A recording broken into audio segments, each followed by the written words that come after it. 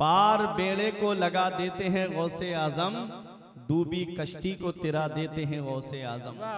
और बाखुदा ऐसी हिमायत तो ना देखी ना सुनी, बाखुदा ऐसी हिमायत तो ना देखी ना सुनी, पांव उखड़े तो जमा देते हैं गौसे आजम, पांव उखड़े तो जमा देते हैं गौसे आजम। और आपने मुझसे कबल मौलाना शान मोहम्मद बरकाती साहब से गौसे आजम की करामत के ताल्लुक से तकरीर को समात किया था मुख्तसर से वक्त में कि एक चोर गौसे आजम के हुजरे में आया और उसकी आंखों की रोशनी चली गई। शेर सुनिएगा, गौसे आजम का दरबार कैसा दरबार है। पार बेड़े को लगा देते हैं गौसे आजम, डूबी कश्ती को तिरा देते हैं गौसे आजम। और चोर चोरी करे अब्दाल का रुतबा पाए, चोर चोरी करे अब्दाल का रुतबा पाए। एक साहब हमसे बोले, हजरत ये कैसे हो सकता है कि आए चोर बनके और निकले तो वली बनके। हमने कहा आदमी जैसी दुकान में दाखिल होता है उसे माल भी तो वैसा ही मिलता है। अगर किसी कपड़ा बेचने वाले की दुकान में आदमी जाएगा तो कपड़ा मिलेगा जी, अगर किसी फर्नीचर हाउस के अंदर चला जाए तो अंदर फर्नीचर का सामान मिलेगा।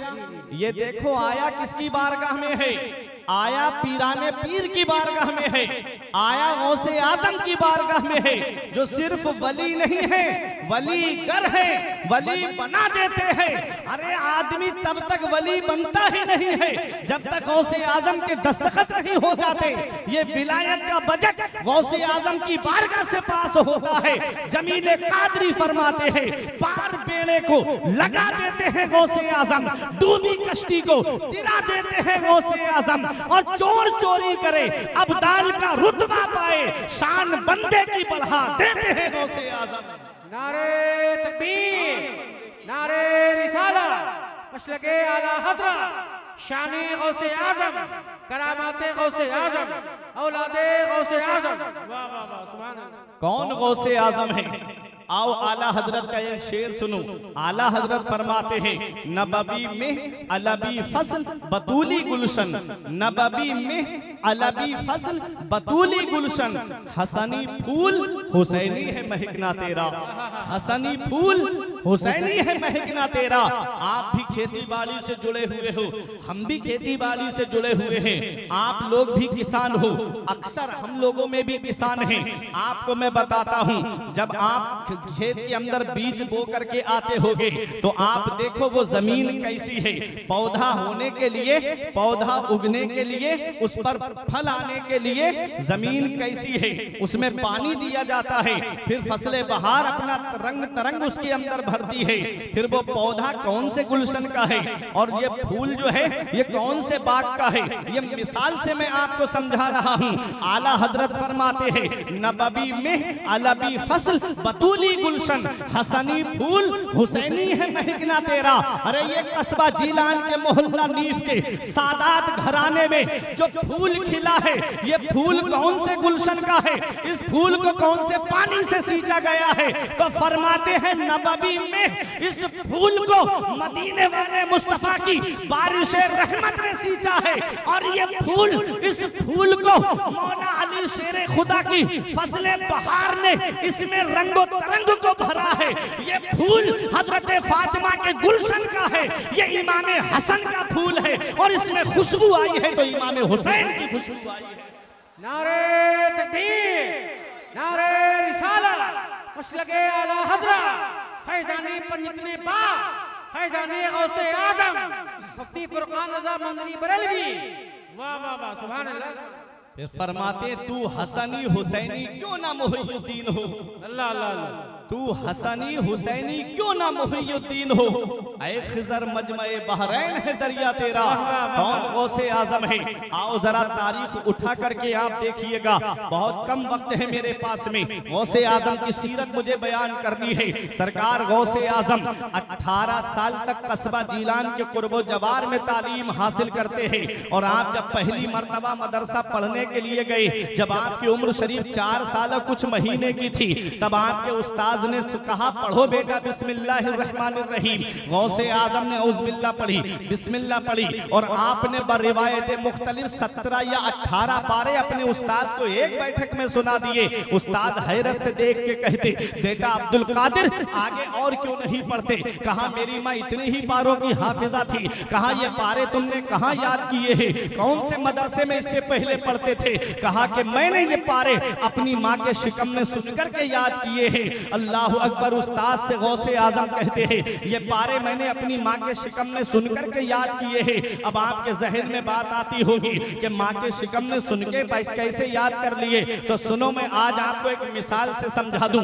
आपका जो मोबाइल लगा हुआ है, इस मोबाइल के अंदर एक मेमोरी कार्ड पड़ता है। जब आप उसको किसी मोबाइल वाले की दुकान पर लेकर जाओगे, उस मेमोरी कार्ड में अगर गाने अपलोड कराओगे तो गाने बजेंगे, उसमें फिल्में अपलोड कराओगे तो फिल्में दिखेंगी, उसके अंदर कव्वालियां अपलोड कराओगे तो कव्वाली बजेगी, उसमें अगर आप नाते रसूल अपलोड कराओगे तो नाते रसूल सुनने को मिलेगी। ये इंसान का बनाया हुआ मेमोरी कार्ड है। जैसा आप इसके अंदर डालोगे वैसा ही आपके सामने वो बचता हुआ नजर आएगा। अल्लाह अकबर। गौसे आजम की जरा शान देखिए, गौसे आजम का जरा मकाम देखिए। आप अपनी माँ के शिकम में कुरान को सुन रहे हैं। जब दुनिया में आए हैं तो कुरान पाक के हाफिज बन के आए हैं। जब आप दुनिया में आए हैं तो उस्ताद को 18 पारे सुनाते हुए आए हैं। अब मैं आपको बता दूं, जब पहला मदरसा माँ की गोद होता है, पहला मदरसा बच्चे के लिए माँ की गोद होता है। जब माँ कुरान पढ़ने वाली होती है तो बेटा भी कुरान पढ़ने वाला होता है। जब माँ नाते नबी पढ़ती है तो बच्चा भी नाते नबी पढ़ता है। जब माँ गाने सुनाएगी अपने बच्चे को तो बच्चा भी टिकटॉक पे शॉर्ट वीडियो बनाता हुआ नजर आता है। जब माँ अपने बच्चों को फिल्में दिखाएगी तो बच्चे शॉर्ट वीडियो नहीं बनाएंगे तो क्या बनाएंगे?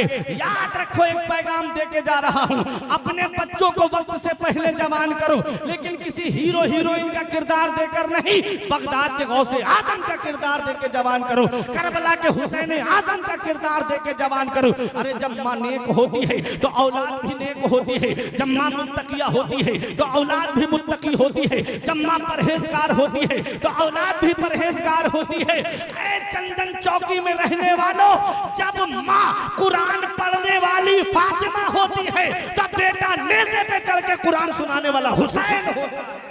नारे तकबीर, नारे रिसाला, मसलके आला हजरा, फैज़ाने आला हजरा, शाने गौसे आजम कॉन्फ्रेंस, हक़्क़े खिताबा। वाह वाह वाह, सुभान अल्लाह। माँ जब कुरान पढ़ने वाली फातिमा होती है तो बेटा नेज़े पे चढ़ के कुरान सुनाने वाला हुसैन होता है। अरे जब माँ उम्मुल खैर फातिमा होती है तो बेटा बगदाद का गौसे आजम तमाम वलियों का सरदार होता है। माँ जब माह नूर बीबी होती है तो बेटा 95 लाख गैर मुस्लिमों को मुशर्रफ इस्लाम करने वाला होता है। जब माँ नेक होती है तो बेटा बाबा फरीद होता है। माँ जब आरिफा होती है तो बेटा निजामुद्दीन औलिया होता है। अरे माँ जब साबिरा होती है तो बेटा अलाउद्दीन अली अहमद साबिर होता है। माँ जब नेक होती है तो बेटा मखदूम अशरफ जहांगीर सिमनानी होता है। माँ जब सदर मुअल्ला होती है तो बेटा सैयद सालार मसूद गाजी होता है।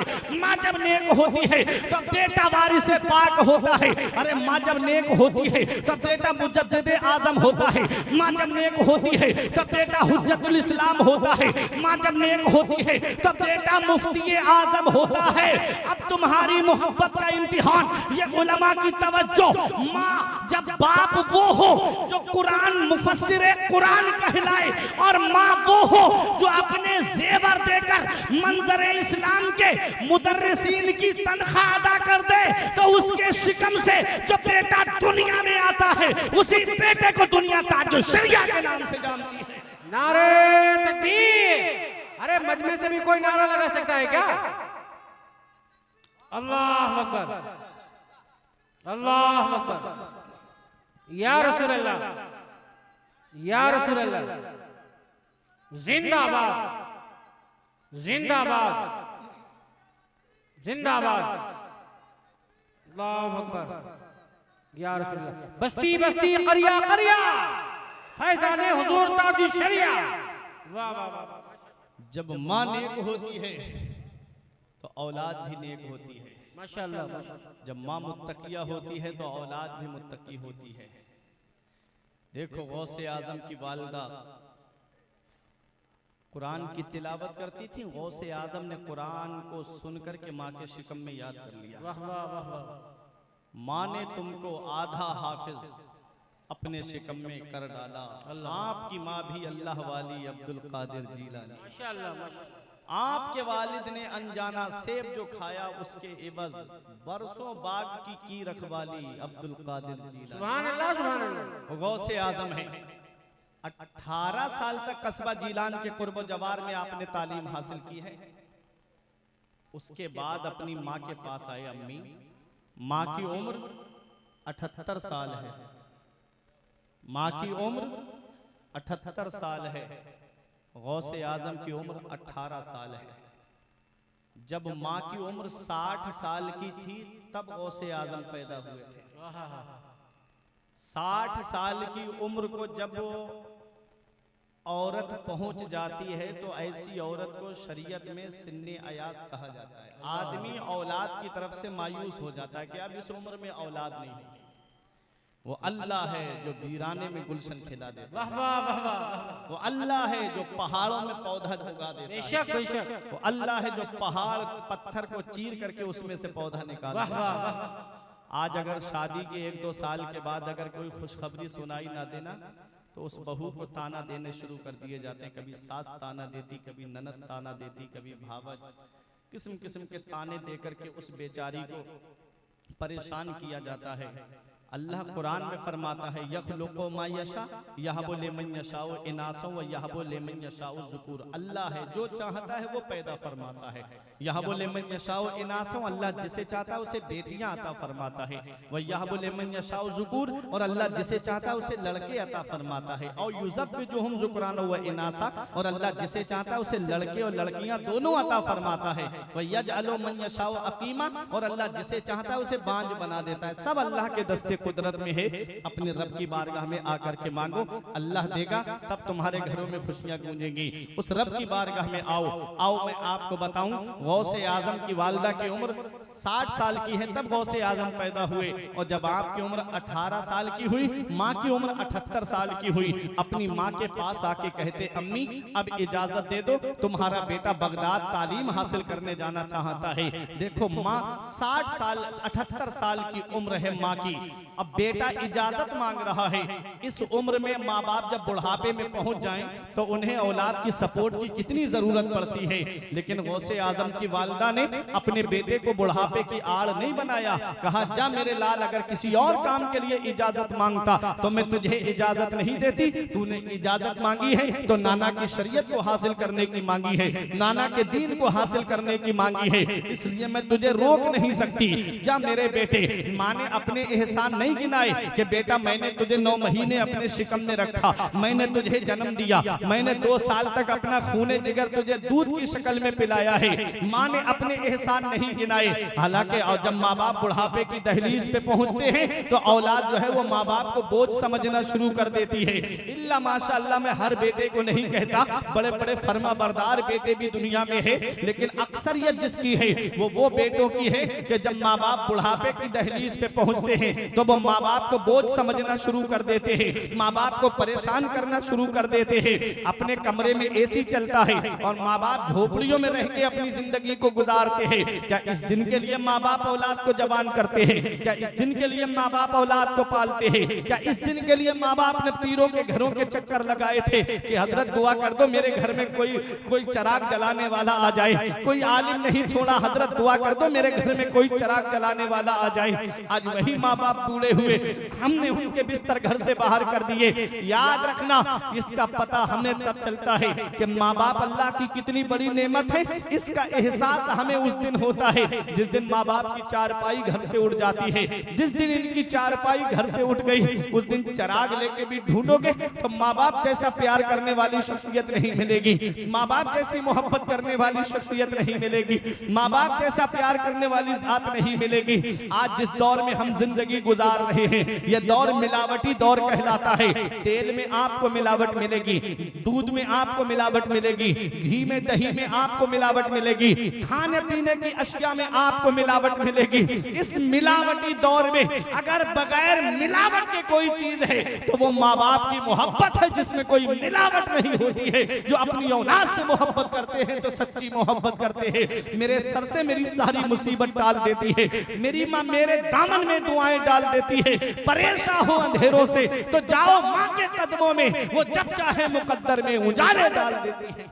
नारे तकबीर, नारे रिसालत, मसलके आला हज़रा, अज़मते वालिदैन। वाह वाह वाह, सुभान अल्लाह। माँ बाप अल्लाह की बहुत बड़ी नेमत है।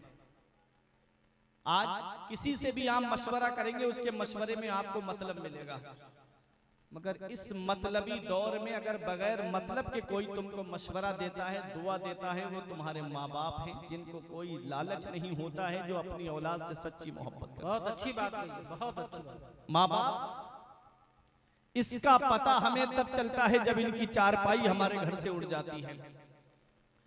आज जब अब्बा जिंदा होते हैं, अम्मी जिंदा होती हैं, तो औलाद बात करना पसंद नहीं करती, और जब माँ बाप में से उनका किसी का इंतकाल हो जाए तो औलाद चारों तरफ से जनाजे की चारपाई को घेर करके कहते हैं कि अब्बा बोलते क्यों नहीं, अम्मी बोलती क्यों नहीं। जब वो बोलते थे तब तुमको उनका बोलना अच्छा नहीं लगता था, आज उनकी आवाज हमेशा के लिए रुक गई तो तुम कहते हो कि अम्मी बोलती क्यों नहीं, अब्बा बोलते क्यों नहीं।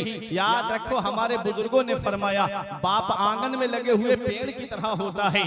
जब शिद्दत की गर्मी पड़ती है, जब शिद्दत की धूप पड़ती है, और जब गरम गरम लू के थपेड़े होठों को खुश्क कर देते हैं, ऐसे वक्त में सबसे बेहतर और मुनासिब साया जो माना जाता है वो दरख्त का साया माना जाता है।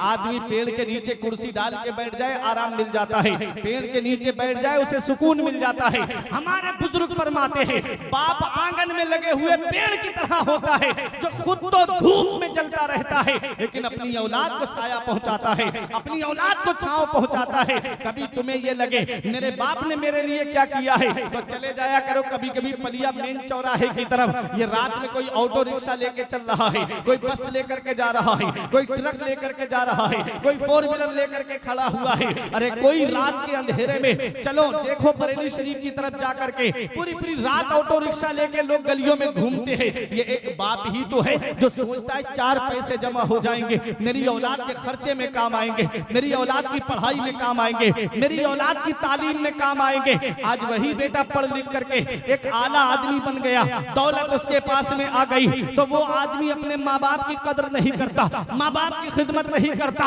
याद रखो, ये रिक्शा चलाने वाला एक बाप है, ये ऑटो चलाने वाला एक बाप है, ये पूरे दिन फलों का ठेला लगा के धूप में खड़ा होने वाला एक बाप है, ये बस चलाने वाला एक बाप है, ये दिल्ली कमाने जाने वाला एक बाप है, ये मुंबई कमाने जाने वाला एक बाप है, ये बेंगलोर कमाने जाने वाला एक बाप है। अरे ये 3-3 साल के लिए सऊदी जाने वाला ये एक बाप है जो सोचता है 4 पैसे जमा हो जाएंगे, मेरी औलाद की पढ़ाई में काम आएंगे, मेरी औलाद के खर्चे में काम आएंगे। ऐ लोगों, माँ बाप अल्लाह की बहुत बड़ी नेमत है। शायर कहता है, इस वक्त के बारे में तो सोचा भी ना था, बेटों से ज़ईफ़ी में हुई खत्म रसाई, घर बार तो बांट लिए, शौक से फुरकान हिस्से में किसी के, मगर माँ नहीं आई, वक्त ठुकरा देगा एक दिन मेरी सारी ये कुर्बानियां, दामन उम्मीद में फकत नाकामियां रह जाएंगी। शादियों के बाद तो बेटे अलग हो जाएंगे, बाप के हाथों में फकत बैसाखियां रह जाएंगी। अरे धूप कैसी भी हो साया नहीं खोने देता, राह कैसी भी हो बेबस नहीं होने देता, बेच के अपना लहू चाहे वो रोटी लाए, बाप औलाद को भूखा नहीं सोने देता। वाह वाह वाह वाह, नारे तकबीर, नारे रिसालत, मसलके आला हज़रा, अज़मते वालिदैन। वाह वाह, माशाअल्लाह। बेच के अपना लहू चाहे वो रोटी लाए, बाप औलाद को भूखा नहीं सोने देता। माशाअल्लाह माशाअल्लाह। बाप अल्लाह की बहुत बड़ी नेमत है। इसका पता तब चलता है जब इनकी चारपाई हमारे घर से उड़ जाती है। आज माँ बाप एक एक पैसे की दवाई के लिए परेशान है और बेटा नैनीताल की सैर करके आ रहा है। अल्लाह अल्लाह। माँ बाप एक एक पैसे के लिए परेशान और बेटा है कि अजमेर की बड़ी डेग में पैसे डाल के आ रहा है। नबी फरमाते हैं जिससे उसके माँ बाप राजी उससे अल्लाह राजी, उसका रसूल राजी। वाह वाह वाह। और जिससे उसके माँ बाप नाराज उससे ना अल्लाह राजी ना उसका रसूल राजी। अब्बा की आंख का जो चश्मा ना ला सके, मैयत पे आ रहे हैं हवाई जहाज से। अल्लाह अल्लाह। ये हाल है आज की औलाद का। याद रखना, जश्न गौसुल वरा से एक पैगाम लेकर के जाओ, अगर माँ बाप जिंदा हैं तो उनकी कद्र कर लो, अगर माँ बाप हयात हैं तो उनकी खिदमत कर लो।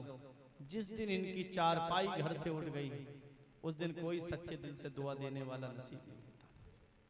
आज बेटा घूमने चला जाए, माँ फोन करके कहती मेरे लाल इतनी रात हो गई अभी तक घर पे नहीं आए, तो बेटा माँ से गुस्से में कहता है क्यों मुझे फोन करके परेशान करती है, मैं अपने दोस्तों के साथ पार्टी करने आया हूँ, मेरे भी तो कुछ शौक अरमान है। जब बेटा गुस्से में माँ का फोन काट देता है, आज जिस माँ का तुमने फोन काट दिया, जिस वालिद का तुमने फोन काट दिया गुस्से में, एक दिन आएगा जिस दिन इनका साया सर से उठ गया, उस दिन कोई खैरियत लेने वाला तक नहीं। उस दिन कोई तुमको फोन करके ये तक नहीं पूछेगा कि कहाँ पहुंचे कहाँ नहीं पहुंचे। ये माँ बाप हैं जिनको रात में नींद नहीं आती, औलाद बाहर चली जाए कि मेरा बेटा बाहर चला गया, बेटा बाहर कमाने चला जाए, तब भी माँ बाप को नींद नहीं आती जब तक फोन पे बात करके ये नहीं पूछ लेते मेरे लाल तुमने खाना खाया कि नहीं खाया, मेरे लाल तुम सुकून में हो कि नहीं हो। जब तक ये पता नहीं चल जाता तब तक माँ बाप को जो है वो चैन की नींद नहीं आती। आज वही औलाद चार पैसे कमाने लगे, थोड़ी सी दौलत पास में आ जाए, माँ बाप का बिस्तर घर से बाहर, बुढ़ापे में बंटवारा होता है माँ बाप का माज़अल्लाह कि बाप मेरे घर खाएगा, माँ तेरे घर पे खाएगी। किस्मत वाला है वो बेटा जिसके हिस्से में माँ बाप आते हैं, नसीब वाला है वो बेटा जिसके हिस्से में माँ बाप आते हैं, शान वाला है वो बेटा जिसके हिस्से में माँ बाप आते हैं। किसी को घर मिला हिस्से में या कोई दुकान आई, मैं घर में सबसे छोटा था मेरे हिस्से में माँ आई। वाह वाह वाह। है लोगों, गौसे आजम की वालिदा ने ये नहीं कहा बेटा तू मुझे अब बुढ़ापे में छोड़ के जा रहा है, नहीं कहा, अपने एहसान भी नहीं गिनाए। गौसे आजम की वालिदा ने कहा जा मेरे बेटे इल्म हासिल करने जा। गौसे आजम बगदाद आए और आकर के मदरसे में आपने तालीम हासिल की। ये मदरसे से जुड़े हुए हमारे असातिज़ा हैं, आप इनसे मालूम करें, ये तलबा हैं जिन्होंने मदरसे में तालीम हासिल की है। आज तो उम्दा खानों का इंतजाम है मदरसों के अंदर, आज तो रहन सहन का अच्छा इंतजाम है मदरसों के अंदर, गर्मी के मौसम में पंखों का इंतजाम है, जाड़ों के मौसम में हीटर का इंतजाम है, आज तो बहुत सुकून है मदरसों के अंदर। गौसे आजम फरमाते हैं जब मैं मदरसा पढ़ने के लिए गया, मैं कई कई दिन के फाके करता था, मुझे कई कई दिन तक खाना नहीं मिलता था।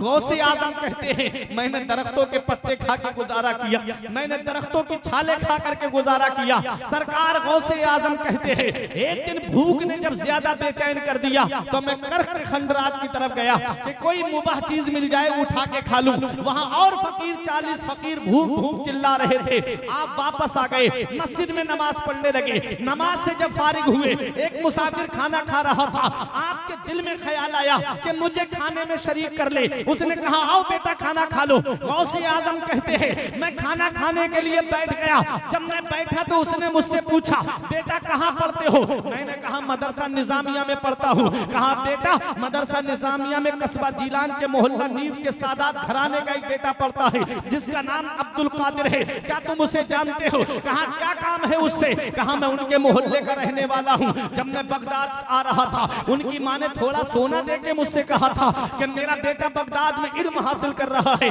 ये सोना मेरे बेटे को बगदाद में दे देना, मेरे बेटे के खर्चे में काम आएगा। कई दिन से मैंने उसे ढूंढा, वो बेटा मुझे नहीं मिला, क्या तुम उसे जानते हो? मेरे गौस फरमाते हैं जिस अब्दुल कादिर को तुम तलाश कर रहे हो वो अब्दुल कादिर मैं ही तो हूँ, वो अब्दुल कादिर मैं ही हूँ। उसने कहा बेटा माफ कर देना, मैंने तुम्हारा थोड़ा सोना बेच दिया है, मेरे पैसे खत्म हो गए, उसी से ये खाना खरीद के लाया हूँ। ऐ लोगों देखो ये गौसे आजम है, गौसे आजम। आपका दिल किसी और के खाने की तरफ माइल नहीं होता है, अगर माइल होता है तो अपने ही खाने की तरफ माइल होता है, वो गौसे आजम है। कई कई दिन के फाके उठाए आपने, दरख्तों के पत्ते खाकर गुजारा किया, छाले खा करके गुजारा किया।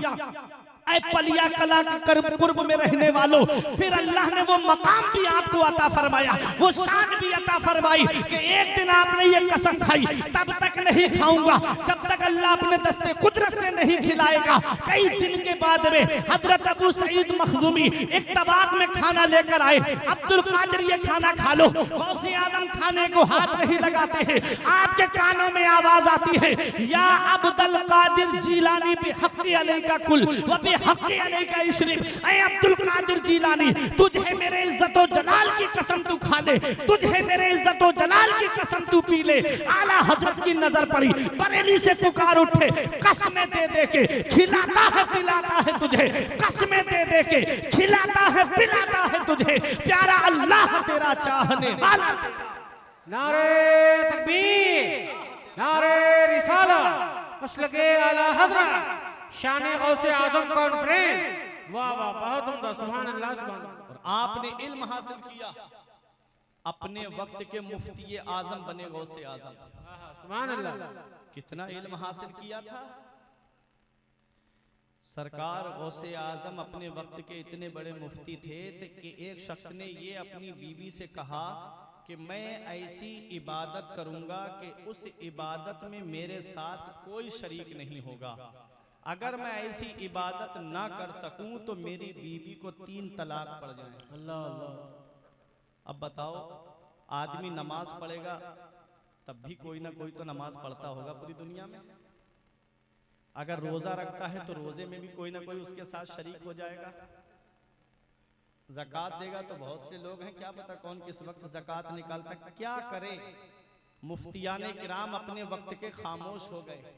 जब ये फतवा गौसे आजम के पास आया तो सरकार गौसे आजम ने फरमाया, इसका जवाब ये है कि उससे कहो कि वो मक्का चला जाए, खानाए काबा को तवाफ कराने वालों से खाली करा दे और तन्हा काबे का तवाफ करे, 7 चक्कर लगाए। ये ऐसी इबादत है कि पूरी दुनिया में कोई इसके साथ में इसमें शरीक नहीं होगा। यह है गौसे आजम का इल्म। और आपने मदरसे में बैठ करके पढ़ाया। हुजूर हाफिज़े मिल्लत फरमाते हैं कि इस्लाम की खिदमत करने के 3 नुमाया तरीके हैं। पहला तरीका है तदरीस, मदरसे में बैठ करके पढ़ाने से इस्लाम की खिदमत होती है। दूसरा तरीका है तसनीफ, किताबें लिखकर इस्लाम की खिदमत होती है। और तीसरा तरीका है तकरीर, वाज के जरिए इस्लाम की खिदमत होती है।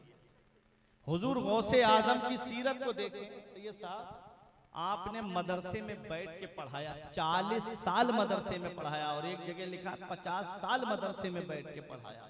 सुभान अल्लाह सुभान। एक दिन में 13 उलूम पढ़ाते थे गौसे आजम। हाय हाय हाय।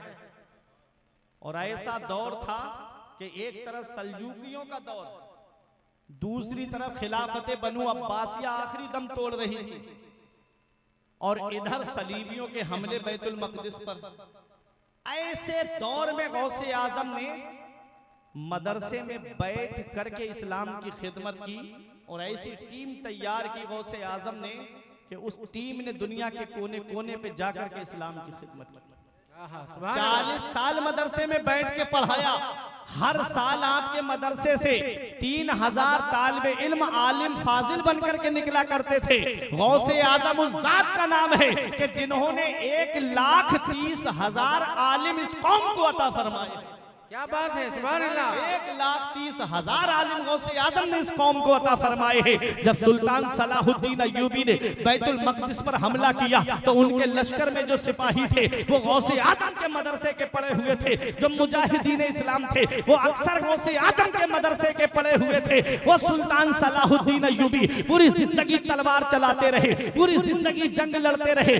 मौत आई तो बिस्तर पे आई। किसी ने कहा, ओ सलाहुद्दीन अय्यूबी, तुम्हारी गर्दन किसी तलवार से क्यों नहीं कटी? पूरी जिंदगी जंग लड़ते रहे। तो सलाहुद्दीन अय्यूबी का जवाब सुनो, कहते हैं कि कोई तलवार ऐसी बनी ही नहीं है जो सलाहुद्दीन की गर्दन को काट दे। कहा किस बिना पे कहते हो? कहा बचपन में जब मेरे वालिद नजमुद्दीन अय्यूब मुझे गौसे आजम की बारगाह में लेकर गए, बोले मेरे बेटे के लिए दुआ कर दो, तो गौसे आजम ने मेरी गर्दन पे हाथ रख के कहा था, ये बच्चा फातिह इस्लाम है, ये बच्चा मुजाहिद इस्लाम है, ये बच्चा मुसलमानों का किबले अव्वल बैतुल मक़दिस को फतह करेगा। सुल्तान सलाहुद्दीन अय्यूबी कहते हैं जिसकी गर्दन पर गौसे आजम का हाथ रखा हुआ हो, उसकी गर्दन को कोई तलवार काट नहीं सकती है। क्या दबे जिस पे हिमायत का हो पंजा तेरा, क्या दबे जिस पे हिमायत का हो पंजा तेरा, शेर को खतरे में लाता नहीं कुत्ता तेरा। नारे तकबीर, नारे रिसालत, मसलके आला हज़रा, मज़हबे इस्लाम, शान गौसे आजम कॉन्फ्रेंस। वाह वाह माशाअल्लाह। वो है सरकार गौसे आजम। किताबें लिख करके आपने इस्लाम की खिदमत की। फुतूहुल गैब किताब लिखी गौसे आजम ने। मेरी बात समझ में आ रही है आप लोगों के? आप परेशान तो नहीं हो रहे? एक बार हाथ उठा के या गौसे आजम बोले माशाअल्लाह। नारे की जिम्मेदारी हमारे तारिफ भाई को दे दी आपने। कभी कभी आप लोग भी बीच कुछ जो है गौसे आजम के नाम का नारा लगा दिया करें। ये फरिश्ते बैठे हैं कांधे पे, एक नेकियां लिखने पर है, एक बुराइयां लिखने पर है। सियासी मामलात में तो हम पूरे पूरे दिन हलक फाड़ फाड़ के नारे लगाते हैं। अरे गौसे आजम के नाम का नारा लगाओगे तो ये जगह कयामत के दिन गवाही देगी कि फला जगह गौसे आजम के नाम का नारा लगा था, वाह वाह वाह, के नाम का नारा लगा था। तो लगाया करो और या अल्लाह या रसूल या गौस पुकारते रहा करो। सरकार गौसे आजम ने किताबें लिख के इस्लाम की खिदमत की। फुतूहुल गैब लिखी गौसे आजम ने, गुनियतुत तालिबीन लिखी गौसे आजम ने, कुरान की तफसीर तफसीर जिलानी आप पढ़ करके देखें कितनी किताबें हैं। मैं नाम उनके गिनाऊंगा, वक्त ज्यादा हो जाएगा। गौसे आजम ने किताबें लिख के इस्लाम की खिदमत की। अब तीसरा तरीका बचा तकरीर, वाज के जरिए इस्लाम की खिदमत की गौसे आजम ने।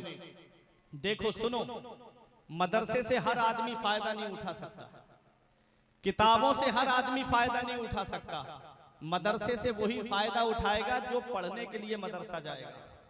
किताबों से वही फायदा उठाएगा जो पढ़ा लिखा होगा, वो किताबें पढ़ करके अपने आमाल की इस्लाह कर लेगा। तीसरा तरीका बचा तकरीर, वाज के जरिए इस्लाम की खिदमत होती है। तकरीर से वो लोग भी फायदा उठाते हैं जो पूरे दिन अपना काम से चले जाते हैं, शाम को जलसे में आकर के वाज को सुन करके अपने आमाल की इस्लाह करते हैं। अब इस वाज को भी हंसी मजाक का जरिया बना दिया गया, तकरीरों को भी हंसी मजाक ठट्टे का जरिया बना दिया गया। जो जितना ज्यादा हंसाए उतना ही ज्यादा सुबह को आदमी कहता है जलसे में मजा बहुत है। जलसे मजे के लिए मत सुना करो, अपने आमाल की इस्लाह किया करो। हक है, हक है। और तकरीर कोई हल्का काम नहीं है जी, ये उलमा गवाही देंगे। सैयद साहब की मौजूदगी में बोल रहा हूं मैं, तकरीर कोई हल्का काम नहीं है। अगर तकरीर करना कोई हल्का काम होता, कोई मामूली काम होता, तो नबी गौसे आजम के ख्वाब में आके ये नहीं फरमाते कि बेटा अब्दुल कादिर तकरीर किया करो। हाय हाय हाय, बेटा अब्दुल कादिर वाज क्यों नहीं कहते? तो गौसे आजम ने कहा कि मैं अजम का रहने वाला और ये बगदाद अरब में है और यहाँ फसीह व बलीग लोग हैं, इनकी फसाहत व बलागत मशहूर है, मैं इनके सामने बयान कैसे करूं? तो नबी ने फरमाया बेटा अपना मुंह खोलो। गौसे आजम ने मुंह खोला, नबी ने अपना लुआबे दहन 7 मरतबा गौसे आजम के मुंह में डाला। सुभान अल्लाह, सुभान अल्लाह। नबी का लुआबे दहन, वो नबी का लुआबे दहन जब हजरत अबू बकर सिद्दीक के पैर में सांप काट ले, तो सांप अगर काट ले तो उसका इलाज आप जानते ही हो, आदमी ढूंढता फिरता है कि कहां इसका इलाज कराएं। सहाबी का अकीदा देखें, सांप ने काटा, किसी हकीम के पास नहीं गए, नबी की बारगाह में अर्ज करते हैं या रसूल अल्लाह मेरे पैर में सांप ने काट लिया है। नबी ने अपना लुआबे दहन लगा दिया, सांप के जहर का असर दूर हो गया। आला हजरत फरमाते सिद्दीक बल्कि गार में जा अपनी दे चुके और हिफ्ज़े जान तो जान फुरूज़े गुरर की है। मौला अली शेर खुदा की आंखें आ गईं, नबी की बारगाह में अर्ज किया या रसूल अल्लाह मेरी आंखें आ गई हैं, तो नबी ने अपना लुआब दहन लगा दिया तो मौला अली शेर खुदा की दुखती हुई आंखें शिफायाब हो गई। वो नबी का लुआब दहन, वो नबी का लुआब दहन कि एक सहाबी के पैर की पिंडली टूट गई, पैर की पिंडली टूट गई। हमारे यहाँ पैर में फ्रैक्चर हो जाए तो कम से कम 1 महीना प्लास्टर चढ़ा रहता है और पैर एक जगह रखा रहता है, चारपाई पे ऐसे ही लेटा रहता है आदमी, वरना अगर ज्यादा फ्रैक्चर हो जाए तो 2 महीना राड भी पड़ जाती है। सहाबी का अकीदा देखें, पैर की पिंडली टूट गई, नबी की बारगाह में आके अर्ज करते हैं या रसूल अल्लाह मेरे पैर की पिंडली टूट गई है। नबी ने अपना लुआब दहन लगाया और पैर जहां पिंडली टूटी हुई थी लुआब दहन लगाया, पिंडली शिफायाब हो जाती है, पैर ठीक हो जाता है। आला हजरत पुकार उठे, शाफी ओ नाफी हो तुम, काफी ओ वाफी हो तुम, दर्द को कर दो दवा, तुम पे करोड़ों दुरूद। माशाअल्लाह माशाअल्लाह। एक सहाबी हैं हजरत कतादा, उनकी आंख में एक जालिम ने तीर मारा, जैसे ही तीर आंख में लगा आंख का ढेला निकल के बाहर आ गया, हथेली पे रख के आंख का ढेला नबी की बारगाह में आए। अल्लाह अकबर, सहाबी हैं, नबी की बारगाह में अर्ज करते या रसूल अल्लाह तीर लगा है मेरी आंख में दुश्मन का और आंख का ढेला मेरी हाथ पर आ गया है। नबी ने ये नहीं फरमाया हकीम के पास जाओ, किसी सर्जन के पास जाओ, नहीं नहीं प्यारे मुसलमानों, नबी ने फरमाया आओ मेरे करीब आओ, अपना लुआब दहन आंख के दीदे पर लगाया और उसको आंख के हल्के में फिट कर दिया। सहाबी का बयान है कि मेरी आंख में पहले से ज्यादा रोशनी आ गई। आला हजरत पुकार उठे, आंख अता कीजिए उसमें जिया दीजिए, आंख अता कीजिए उसमें जिया दीजिए, जलवा करीब आ गया तुम पे करोड़ों दुरूद। वो है नबी का लुआब दहन, वो है नबी का लुआब दहन। सहाबा आए या रसूल अल्लाह पानी बहुत नमकीन है, खारा है और प्यास लगी है सहाबा को आपके, या रसूल अल्लाह पानी का इंतजाम कीजिए। नबी ने खारी कुएं के अंदर अपना लुआब दहन डाल दिया, आज वो बीरे शिफा बन गया। लोग वहां से पानी लेके आते हैं और किसी बीमार को पिला देते हैं तो वो शिफा याब हो जाता है। इतना मीठा पानी हो गया वहां का कि किसी कुएं का इतना मीठा पानी नहीं था जितना उस नमकीन और खारे कुएं का पानी जिसमें नबी ने लुआब दहन डाला था और वो मीठा हो गया था।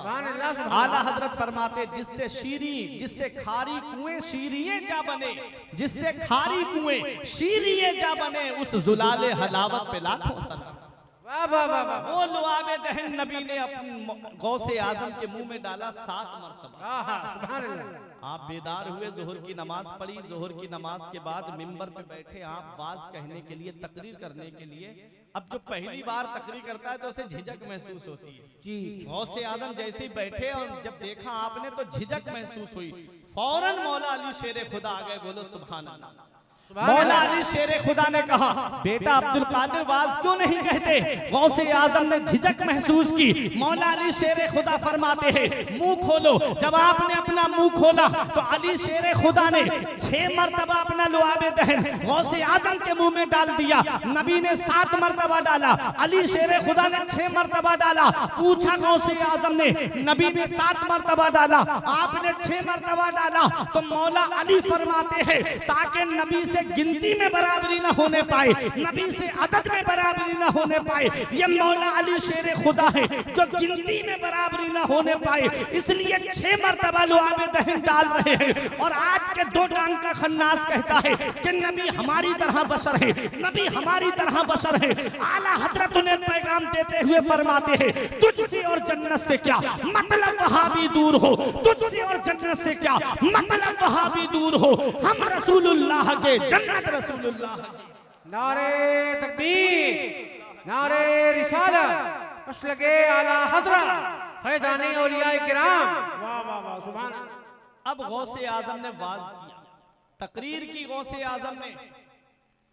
अब एक सवाल ये होता है तारिफ कि जब नबी ने अपना लुआब दहन डाल दिया था तो फिर अली शेर खुदा को अपना लुआब दहन डालने की क्या जरूरत है? क्या नबी का लुआब दहन काफी नहीं था? क्या नबी का लुआब दहन काफी नहीं था? फिर अली शेर खुदा ने क्यों डाला लुआब दहन? सुभान एक अल्लाह। ऐसी बात बताने जा रहा हूं, अगर समझ गए तो गौसे आजम का मर्तबा आप समझेंगे। हाय हाय हाय। बहुत अहम बात। और फिर उसके बाद जब आप जलसे कराओगे तो तकरीर कराने के लिए फिर अपने आलिमों से ही पूछोगे कि हजरत हमें अब जिम्मेदार आलिम का पता बताइए। सुभान अल्लाह। सरकार गौसे आजम के मुंह में नबी ने 7 मरतबा लुआबे दहन डाला, अली शेरे खुदा ने 6 मरतबा। जब नबी ने डाल दिया तो फिर अली शेरे खुदा को डालने की क्या जरूरत थी? तो सुनो, नबी फरमाते हैं अना मदीनतुल इल्मी व अलीयुल बाबुहा, मैं इल्म का शहर हूँ और अली उसका दरवाजा है। नबी ने आकर के लुआबे दहन डाल करके गौसे आजम के सीने में इल्म का शहर बसा दिया और अली शेरे खुदा ने आकर के अपना लुआबे दहन डाल करके उस शहर का दरवाजा खोल दिया। नारे तकबीर, नारे रिसाला, मसलके आला हज़रत, शाने गौसे आज़म। वाह वाह वाह वाह, सुभान अल्लाह। नारे तकबीर, नारे रिसाला, मसलके आला हज़रत, शाने गौसे आज़म कॉन्फ्रेंस, मीर हसन मुस्तफाई बरेलवी, शायरे हिंदुस्तान। नारे तकबीर, नारे रिसाला। ये है गौसे आजम। नबी ने अपना लुआबे दहन डाला और गौसे आजम के सीने में इल्म का शहर बसा दिया। अली शेरे खुदा ने लुआबे दहन डाल करके उस शहर का दरवाजा खोल दिया। पता चला तकरीर इल्म से होती है, तकरीर इल्म से होती है, वाज इल्म से होता है। 5-5 मिनट की क्लिप यूट्यूब पे सुन करके तकरीरें सेट करने वालों, अगर उनसे पहले किसी ने पर्दा उठा दिया तो फिर बगले झांकना शुरू हो जाता है। ये हालात देखे हैं हमने। और जो बाकायदा मुताला करके बोलता है, किताबों के हवाले के साथ में बोलता है, वो किसी मोड़ पे नाकाम नहीं होता। और हमारे लिए आला हजरत क्या कम है? इमाम इसको मोहब्बत फरमाते हैं गौसे आजम की शान बयान करते हुए कि शुक्र के जोश में जो है वो तुझे क्या जाने। क्या बात है गौसे आजम, शुक्र के जोश में जो है वो तुझे क्या जाने। खिज्र के होश से पूछे कोई रुतबा तेरा। फिर फरमाते हैं आदमी अपने ही अहवाल पे करता है कयास। नशे वालों ने यहाँ शुक्र निकाला तेरा, नशे वालों ने यहाँ शुक्र निकाला तेरा। कौन गौसे आजम है? अल्लाह अकबर। गौसे आजम जब वाज फरमाते थे तो अंबिया आते थे गौसे आजम के वाज में, नबी तशरीफ लाते थे, मौला अली तशरीफ लाते थे। अरे बड़ा आकर के जैसे सैयद साहिब किबला तशरीफ फरमा है, अल्लामा शान मोहम्मद बरकाती साहब तशरीफ फरमा है, ये उलमा हमारे तशरीफ फरमा है। मैं उम्र में इनसे छोटा हूँ, ये आकर के मेरी पुष्ट पनाही करें, मेरी पीठ पर अपना हाथ रखें, मेरी हौसला अफजाई के लिए आ जाएं, तो क्या इनकी बेइज्जती है इसमें? नहीं, इनकी बेइज्जती नहीं है, इनकी भी इज्जत है। और इन्होंने आकर के मेरी भी इज्जत को बढ़ाया है। सरकार गौसे आजम जब वाज फरमाते थे तो नबी तशरीफ लाते थे, गौसे आजम के वाज में मौला अली तशरीफ लाते थे। गौसे आजम जब वाज फरमाते थे और गौसे आजम की हौसला अफजाई फरमाते थे। शुरू में कम लोगों का मजमा, फिर 70-70 हजार का मजमा होता था। और ऐ चंदन चौकी के करीब रहने वालों, देखो गौसे आजम को अल्लाह ने वो कमाल अता फरमाया। आज तो माइक का दौर है, आज तो साउंड सिस्टम का दौर है। कभी आकर के आप देखते होंगे, कभी शायर या खतीब या नकीब आकर के साउंड पे आकर के कहते हैं, कभी कहते हैं बेस कम करो, कभी कहते हैं ट्रेवल बढ़ाओ, कभी कहते हैं मास्टर से आवाज बढ़ाओ, कभी कहते हैं इको कम करो। ये आवाज समझ में आनी चाहिए, आवाज बढ़ाओ ताकि दूर आवाज पहुंच जाए। आज हम माइक से आवाज थोड़ी दूरी पर नहीं पहुंचा पाते। हाल ये है कि थोड़ी दूरी पर हमारी आवाज नहीं पहुंचती। इतना साउंड सिस्टम का दौर होने के बावजूद, वाह मेरे गौसे आजम, तेरी अजमत का कोई जवाब नहीं है, तेरी शान का कोई जवाब नहीं है, तेरी बुलंदी का कोई जवाब नहीं है, तेरे मकाम सुरैया का कोई जवाब नहीं है, तेरे मकाम उज़्मा का कोई जवाब नहीं है। गौसे आजम जब वाज फरमाते थे तो गौसे आजम की तकरीर को, वाज को जितना सामने बैठने वाला सुना करता था, उतनी ही आवाज सबसे पीछे बैठने वाला सुना करता था। वाह वाह वाह वाह वाह, माशाअल्लाह। गौसे आजम का वाज कि जिसमें सिर्फ इंसान ही नहीं शामिल होते थे, जिन्नात भी शामिल होते। एक साहब ने अमल किया था जिन्न को कब्जे में करने का। जब जब वो वजीफा पढ़ते जिन्न हाजिर हो जाता। एक दिन 3 बार वजीफा पढ़ा, जिन्न आया ही नहीं। चक्कर में पड़ गए कहीं वजीफा गड़बड़ा तो नहीं गया। शाम के वक्त में उनने कहा लाओ एक बार और चेक करके देखूं। जब पढ़ा तो फौरन जिन्न हाजिर हो गया। कहने लगा जिन्न से कि दोपहर मैंने बुलाया तो क्यों नहीं आया? तो जिन्न कहता है हर वक्त मत बुलाया करो, हर वक्त मत पढ़ा करो वजीफा। कहा क्यों? कहा जब हम गौसे आजम की मजलिस बाज में होते हैं तो हम पर कोई वजीफा काम नहीं करता, हम पर कोई अमल काम नहीं करता। आहा, मेरे गौस फरमाते हैं कुछ इंसानों के भी पीर हैं, कुछ जिन्नात के भी पीर हैं। अना शैखुल कुल, मैं सबका पीर हूँ, मैं पीराने पीर हूँ। ताज शरिया पुकार उठे पीरों के आप पीर हैं या गौस अल मदद, अहले सफा के मीर हैं या गौस अल मदद। सदका रसूले पाक का झोली में डाल दो, हम कादरी फकीर हैं या गौस अल मदद, हम कादरी फकीर हैं या गौस अल मदद। वो है सरकार गौसे आजम। आपके वाज में 400 उलमा आगे कलम और दवात लेके बैठते थे आपकी तकरीर को लिखने के लिए। वो मकाम दिया अल्लाह ने गौसे आजम को। आपने तदरीस की मसनद भी संभाली, किताबें लिख करके इस्लाम की खिदमत की, तकरीर के जरिए इस्लाम की खिदमत की, मुरीद करके भी लोगों इस्लाम की खिदमत की है गौसे आजम ने हर तरीके से। फिर मुसल्ला इमामत को भी आपने संभाला, वहां से भी इस्लाम की खिदमत की। अल्लाह अकबर, ये गौसे आजम है। वो मकाम मिला गौसे आजम को, वो अजमत मिली गौसे आजम को कि बड़े बड़े औलिया किराम गौसे आजम की अजमत का एतराफ करते थे। गौसे आजम की अजमत के सामने अपने सरे तस्लीम खम करते हुए नजर आते थे। शेख अबुल वफा एक अल्लाह के वली हैं, बगदाद में जब वाज फरमाते थे तो गौसे आजम उनका वाज सुनने के लिए गए। उन्होंने कहा कि इस लड़के को बाहर निकाल दो। 3 मरतबा गौसे आजम को मजलिस वाज से बाहर निकाला गया। अब इतना बड़ा मजमा है, इसमें से मैं किसी एक का नाम लूं और मैं कहूं इसको बाहर निकाल दो, तो आप मुझे नहीं देखोगे, जिसको निकाला जा रहा है उसको आप देखोगे।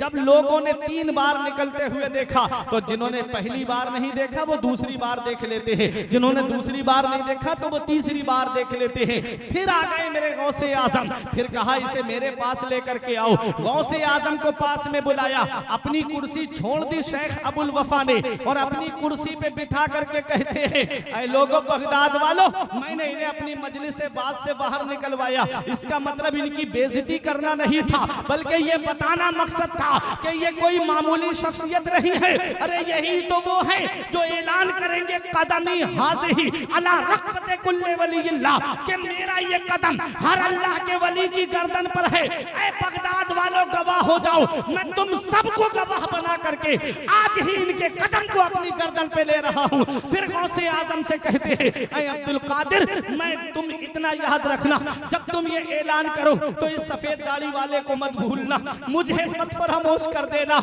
उसके बाद शेख अबुल वफा कहते हैं या अब्दुल कादिर जीलानी इन्नी राई तो कुल्ला दीकिन यसे हो व यस्कुतु इल्ला दीको का यसे हो वला यस्कुतु। ऐ अब्दुल कादिर जीलानी, मैं देख रहा हूँ कि हर मुर्ग बोलेगा और बोल के चुप हो जाएगा, जब तुम्हारा मुर्ग बोलेगा तो वो कयामत तक चुप नहीं होगा। मतलब क्या है? मतलब ये है हर वली का चर्चा होगा, हर वली का जिक्र होगा, कयामत आने तक वो जिक्र कम होता चला जाएगा। और गौसे आजम का वो मकाम है कि जब आपका चर्चा होगा तो वो कम नहीं होगा बल्कि बढ़ता चला जाएगा। आला हजरत पुकार उठे, मुर्ग सब बोलते हैं, बोल के चुप रहते हैं, मुर्ग सब बोलते हैं, बोल के चुप रहते हैं। हाँ असील एक नवा संज रहेगा तेरा, बड़ा फाना लगा जिक्र का है साया तुझ पर, जिक्र ऊंचा है तेरा, बोल है बाला तेरा, तू घटाए से किसी के ना घटा है ना घटे, जब बढ़ाए तुझे अल्लाह ताला तेरा। नारे तकबीर, नारे रिसालत, मसलके आला हज़रत शाने गौसे आज़म शहज़ादे गौसे आज़म मुफ्ती फुरकान रज़ा मंजरी। ये है गौसे आजम। अल्लाह अकबर। गौसे आजम से मोहब्बत मजबूत करो, गौसे आजम का दामन मजबूती से पकड़े रहो, गौसे आजम की मोहब्बत का चिराग अपने सीने में जलाए रखो, गौसे आजम से सच्ची मोहब्बत रखो। अरे गौसे आजम की मोहब्बत वो है कि इमाम इश्क को मोहब्बत कहते हैं। गौसे आजम, जब मेरी रूह निकलने वाली हो तो आपका चेहरा मेरी निगाहों के सामने हो। कहते हैं जा तो जाते ही जाएगी कयामत, ये है कि यहाँ मरने पे ठहरा है नजारा तेरा। फिर कहते हैं गौसे आजम, जब मैं कब्र में पहुंचूं, मेरे घर वाले वापस चले आए, मेरे अजीज वापस चले आए दफना करके, उस वक्त भी आपका दामन मेरे हाथ में हो। जब मेरा नामा अमाल मीजान पर तोला जा रहा हो तब भी आपका दामन मेरे हाथ में हो। जब मैं पुल सिरात से गुजर रहा हूं तब भी आपका दामन मेरे हाथ में हो। कहते हैं नज़ा में गोर में मीज़ा पे सरे पुल पे कहीं न छूटे हाथ से दामाने मुअल्ला तेरा। वाह वाह वाह वाह, सुभान अल्लाह। दामाने मुअल्ला तेरा। फिर उसके बाद कहते हैं गौसे आजम, मैदाने महशर जहां पर न कोई किसी के काम नहीं आएगा। यौमा यफिरुल मरउ मिन अखी व उम्मिही व अबी व साहिबतिही व बनी। जिस दिन बाप बेटे से भाग रहा होगा, बेटा बाप से भाग रहा होगा, बीबी शौहर से भाग रही होगी, रिश्तेदार रिश्तेदार से भाग रहे होंगे, वहां मैदाने हश्र में मैं सुकून में होऊंगा, मैं इत्मीनान में होऊंगा। आला हजरत जवाब देते हैं, धूप महशर की वो जासोज कयामत है मगर, धूप महशर की वो जासोज कयामत है मगर, मुतमईन हूं कि मेरे सर पे है साया तेरा। मुतमईन हूं कि मेरे सर पे है साया तेरा। ये गौसे आजम की मोहब्बत है, ये गौसे आजम से सच्चा इश्क है। मेरे गौस का मकाम और मेरे गौस की अजमत। आला हजरत जब नबी की बारगाह में जाते हैं तब भी तनहा नहीं जाते, वसीला लेके जाते हैं गौसे आजम का, और कहते हैं तेरी सरकार में लाता है रजा उसको शफी जो मेरा गौस है और लाडला बेटा तेरा। और जब गौसे आजम की बारगाह में जाते हैं तब भी तनहा नहीं गए, कहते हैं तुझसे दर, दर से सग से है मुझको निस्बत। यही शेर सुनो, तकरीर खत्म। तुझसे दर, दर से सग और सग से है मुझको निस्बत। सग माने कुत्ता, डॉग। कहते हैं ऐ गौसे आजम, आपका दरबार, आपके दरबार का लंगर खाना, लंगर खाने पे पड़ी हुई हड्डियां, उन हड्डियों पे गुजर बसर करने वाला कुत्ता, उस कुत्ते से अहमद रजा को निस्बत। तुझसे दर, दर से सग और सग से है मुझको निस्बत। मेरी गर्दन में भी है दूर का डोरा तेरा।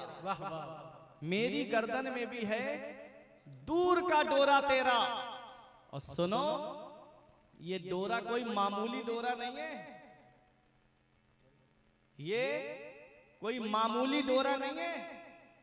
फरमाते हैं इस निशानी के जो सग हैं नहीं मारे जाते। अरे बोलो मोहब्बत से सुभान अल्लाह।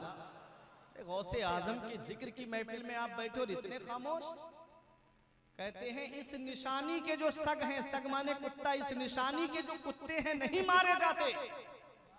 कुत्ते दो तरह के होते हैं, एक होता है पालतू और एक होता है फालतू। जी, कभी पलिया कला में आप गए होगे ना शहर में, तो सुबह के टाइम पे कोई कुत्ते को टहलाता हुआ रोड पे फिरते हैं, नहीं, पट्टा गर्दन में पड़ा होता है, उसका हाथ उसका एक सिरा उसके मालिक के हाथ में होता है और वो टहलाता हुआ फिरता है रोड पे। और एक वो कुत्ता है जो आपके यहाँ रामगढ़ चंदन चौकी में गलियों में घूमता है, रात में आपके ऊपर भौंके तो आप ईंट से मारो कोई कुछ नहीं कहेगा, डंडा मारो कोई कुछ नहीं कहेगा, पत्थर मारो कोई कुछ नहीं कहेगा। और एक वो कुत्ता है जिसे उसका मालिक टहरा रहा है, एक डंडा मार के दिखाना उस कुत्ते के। इतने महंगे महंगे कुत्ते खरीद के ला रहे हैं ना, आदमी को कारों में बैठना नसीब नहीं हो रहा और कुत्ते कारों में टहल रहे। जी सच्ची बात बता रहा हूँ। अगर हल्का सा उसका जिस्म गर्म हो जाए ना, तो हमारे यहाँ पर IBRI में लेके जाते हैं, जो जानवरों का अस्पताल है। इंसान बीमार पड़ा कोई नहीं, कुत्ता बीमार नहीं होना चाहिए। कुत्ते से इतनी मोहब्बत है, उसको आप मार के दिखाइएगा, जिसको आदमी तुरंत हॉस्पिटल लेके जा रहा है, उस कुत्ते को हल्का सा जिस्म गर्म हो जाए उसका, थोड़ा सा आंख से पानी टपकने लगे, फौरन अस्पताल। अरे कुत्ते को दिखाओ, बहुत महंगा कुत्ता मंगाया, बाहर से मंगाया है, उसको टहलाता हुआ जो रोड पे मिलता है, आप उसे एक डंडा मारेंगे आ जाएगा आगे निकल। तेरी हिम्मत कैसे हुई, तूने कुत्ते को हाथ लगाया? तूने मेरे कुत्ते को मारा क्यों? आप कहोगे अरे अभी एक कुत्ते को चंदन चौकी में मार के आ रहा हूं, वो भी कुत्ता है और ये भी कुत्ता है। वो कहेगा जाके आंख का इलाज करा, तुझे कुत्ते कुत्ते में फर्क नजर नहीं आया? एक कुत्ता पालतू होता है और एक फालतू होता है। जिसे तू मार के आया है वो फालतू है, ये मेरा पालतू है, ये इसका मालिक मैं हूँ। इसकी गर्दन में जो पट्टा पड़ा है ये मेरी गुलामी का पट्टा पड़ा है। ये पट्टा बता रहा है कि इसका मैं मालिक हूँ, ये मेरा गुलाम है। पता चला अरे जब दुनिया का कुत्ता अपनी गर्दन में किसी दुनियादार की गुलामी का पट्टा डाल ले तो वो मार से बच जाता है। चंदन चौकी में रहने वालों, हमने अपनी गर्दन में किसी दुनियादार की गुलामी का पट्टा नहीं डाला है। हमारी गर्दन में जो पट्टा पड़ा है वो गौसे आजम की गुलामी का पट्टा पड़ा है, गरीब नवाज की गुलामी का पट्टा पड़ा है।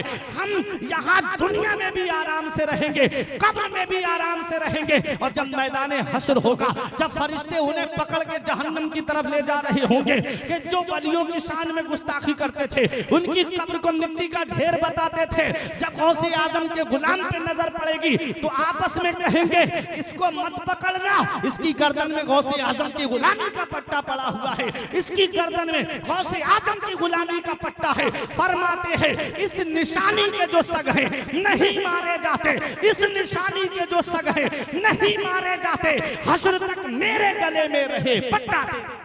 बहुत उम्दा, सुभान अल्लाह सुभान अल्लाह। हश्र तक मेरे गले में रहे पट्टा तेरा। ये मकाम नियाज है आला हजरत का, आजिज़ी है आला हजरत की। जब मकाम नाज में आए तो कहते हैं गौसे आजम कहां आपके दरबार का वो कुत्ता और कहां अहमद रजा? वो कुत्ता मेरे मर्तबे को कैसे पहुंच सकता है? अरे अहमद रजा वो है। कुत्ता तो क्या करता है, मकान को चोरी से बचाता है, माल को चोरी से बचाता है, मकान की हिफाजत करता है, मकान के मालिक की हिफाजत करता है।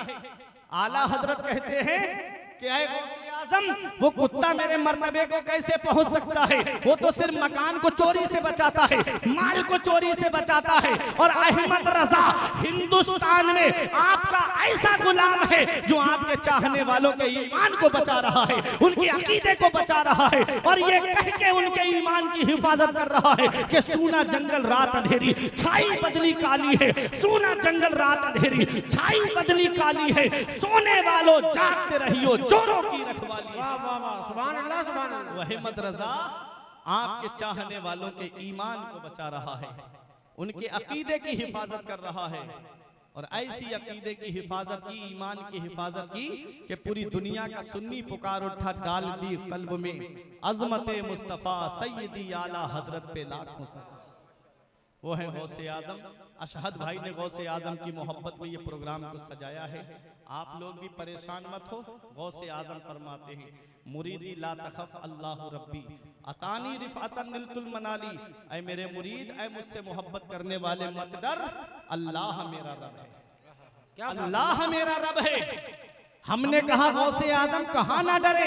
अगर प्रधान कहे मत डर तो मतलब है गांव में मत डर, अगर चेयरमैन कहे मत डर तो मतलब है कस्बे में मत डर, अगर विधायक कहे मत डर तो मतलब है कि जिले में मत डर, अगर सीएम कहे मत डर तो मतलब है सूबे में मत डर, अगर पीएम कहे मत डर तो मतलब है मुल्क में मत डर। हम कहाँ ना डरे? क्या गाँव में ना डरे? क्या कस्बे में ना डरे? क्या तहसील में ना डरे? क्या जिले में ना डरे? क्या सूबे और मुल्क में ना डरे? तो जवाब मिलता है गौसे आजम की बारगाह से, कसीदा गौसिया पढ़ो, तुबूली फिस समाई वल अर्दो दुक्कत। ऐ मुझसे मोहब्बत करने वाले, जिस अब्दुल कादिर का तूने दामन पकड़ा है, उसकी बुलंदी के झंडे आसमानों पर भी लहरा रहे हैं, जमीन पर भी लहरा रहे हैं। न जमीन के ऊपर डरने की जरूरत है, न जमीन के नीचे डरने की जरूरत है। वाह वाह वाह वाह, सुभान अल्लाह। जमील कादरी पुकार उठे, खुदा के फजल से हम पर है साया गौसे आजम का, खुदा के फजल से हम पर है साया गौसे आजम का, हमें दोनों जहां में है सहारा गौसे आजम का। मुरीदी ला तखफ कहकर तसल्ली दी गुलामों को, कयामत तक रहे बेखौफ बंदा गौसे आजम। माशाअल्लाह माशाअल्लाह, वाह। कयामत तक रहे बेखौफ